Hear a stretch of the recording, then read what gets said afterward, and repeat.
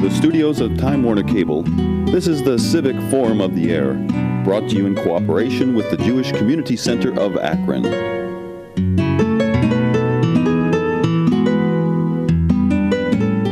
Welcome to Civic Forum of the Air. I'm Leslie Ungar, your host today.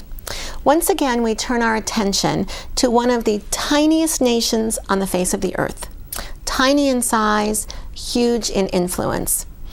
This nation's brought us Gotex, bathing suits, my favorite, cell phones, and instant messaging. Only 2.5 times the size of Rhode Island, it gets a Texas amount of attention. Today we're going to turn our attention to Israel. We're going to look at it from the standpoint of their security. We know that we remember something vaguely about Entebbe and the Israeli soldiers saving the passengers. We remember something vaguely about knocking out a nuclear reactor. But today we're going to look a little more closely at why police and police departments all over the country go to Israel to study their security. And we're fortunate today to be able to take a look at their security with a police officer who returned just this summer from a very special 12-person trip to Israel to study their security.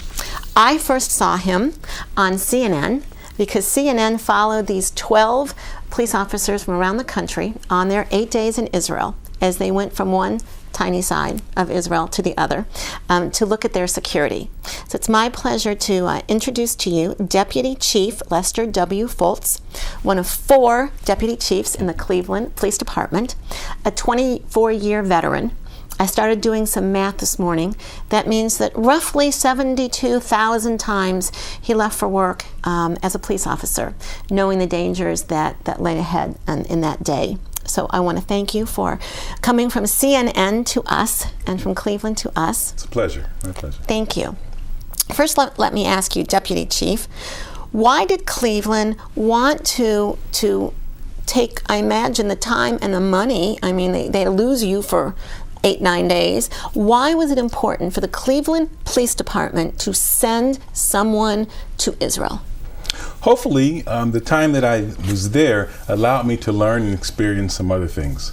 And in that regard, it really was a very valuable trip and very much worth the time. Got a real good chance to see how the Israelis secure their country.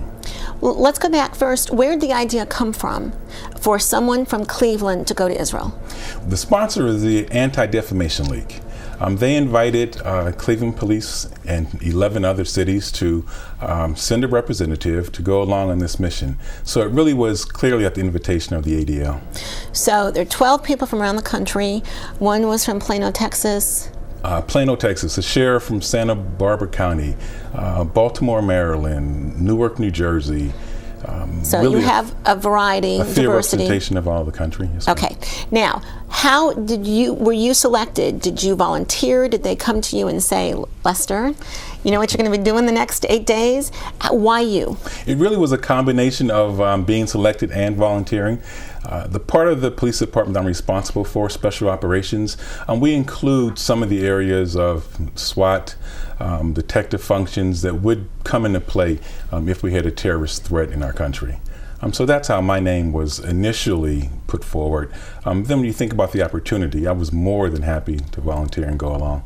Now, let me ask you, was there anything specific when you went? Was there any kind of a specific agenda that you had of what you wanted to learn or what you wanted to observe? Well, no, I did not create an agenda of what I expected. And I really saw and learned far more than I expected. So I'm glad I didn't limit myself to just what I thought that I would see. But the ADL really had a pretty good idea of what they would be able to allow us to experience, and they set the agenda for us that way. Now let me ask you, I have found that people have all kinds of different perceptions about Israel. I was speaking to students a couple months ago, and one high school girl raised her hand, and she had this puzzled look on her face, and she said, Israel. She goes, you keep talking about Israel, but that's where Jesus walked. That's the only thing that she knew about Israel was that that's where Jesus walked. What kind of preconceptions did you have about the country in general or about the security? Well, I really had a good feeling about the security. I understand the number and the volume of terroristic threats, their reality of war. So I had a good understanding in that regard. But I also thought that's where Jesus walked. And part of our experience there really showed us. We experienced the Bible or whatever religious document you follow, and it really, really takes you back and humbles you. It was a very humbling experience to really feel and to see that.